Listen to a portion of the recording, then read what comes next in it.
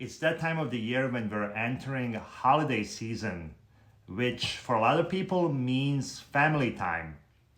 And not all of us are dealt with the same cards when it comes to family or when it comes to how we remember holidays. If your cards were not the romanticized version of the holidays that we see in our favorite holiday movies, and it is more filled with difficult and triggering moments, then this video is for you. If you do like it, please hit like, share, subscribe. It helps me to make more content like this. Let's get into it. So, holidays can be an interesting time where for some people, seeing family during this time is exciting, it's warm, it's safe, it's empowering, it's encouraging. But for a lot of people, it's the families where we have realized that we are not good enough. It's the families where we didn't learn how to set up boundaries. It's the families where we learn to people please and we're people pleasing today. And it's the families where we got a lot of wounds that we're healing from. And if you're especially working on yourself, going back to that space can be triggering. So, what's some of the things that may come up during the holidays? There is a common pattern that I actually heard, but also experienced myself, where it's exactly the holidays where if you're dealing with narcissistic family member, a parent, a sibling, a cousin, it's that time when they are ready to ruin the holidays. It's the time when they bait the most. It's the time when they cause scenes. So it's an interesting one to consider because going back home or going back wherever, you may be encountering some baiting, some passive-aggressive comments. It doesn't matter what form does it take. It could be a joke. They could mock you with something. It can be invalidating comment. It can be invitation for political discussion. Don't take it, and remember to remember your truth. As long as you know that you have nothing to prove to them, as long as you understand that they're looking for your reaction and it is in your power to hold back your reaction, then you're good.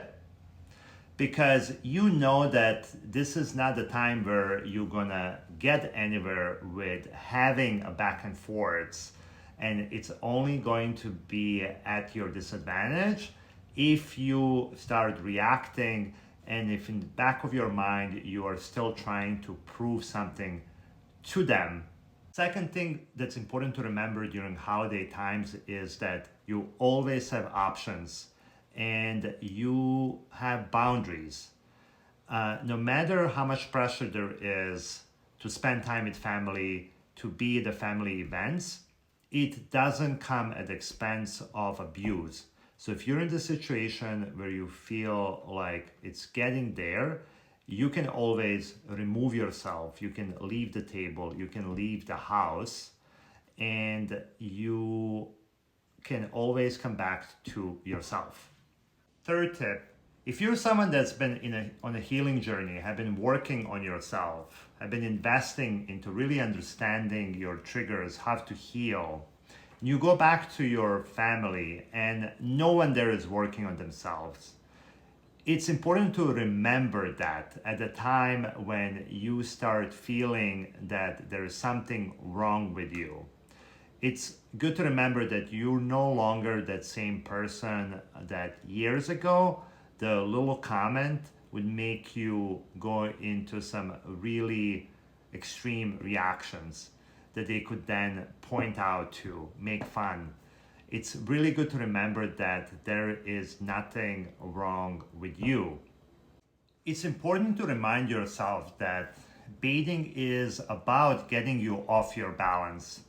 They're trying to project their shame, their insecurities, their fears on you. But it's good to remind yourself here is that that is not you, and there is nothing wrong with you in those moments. The fourth tip there is if you do get triggered, if you do react, because sometimes if you're with a family for days and there is number of different things, eventually with alcohol, things may happen.